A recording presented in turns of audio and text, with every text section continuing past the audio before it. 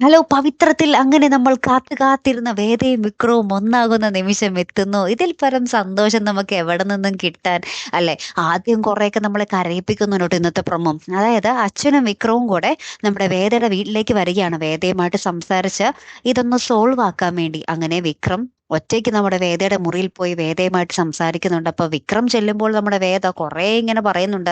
നമ്മൾ ഇതുവരെ ഒരു ഭാര്യാഭർത്താക്കന്മാരായി ജീവിച്ചിട്ടില്ല. അതുകൊണ്ട് ഭാര്യ എന്നൊരു അവകാശവാദം ഉന്നയിച്ചുകൊണ്ട് നിങ്ങൾ എൻ്റെ അടുത്തേക്ക് വരേണ്ട ആവശ്യമില്ല എന്നൊക്കെ പറഞ്ഞ് നമ്മുടെ വിക്രത്തിനെ അവിടെ നിന്നും ഓടിച്ചു വിടുന്നുണ്ട്. അപ്പൊ വിക്രം സോറിയൊക്കെ പറഞ്ഞ് അവിടെ നിന്ന് പോകുന്നുണ്ട്. വിക്രത്തിന്റെ പോക്ക് കാണുമ്പോൾ നമ്മുടെ വേദ ഭയങ്കരമായിട്ട് നിന്ന് കരയുവാട്ടോ.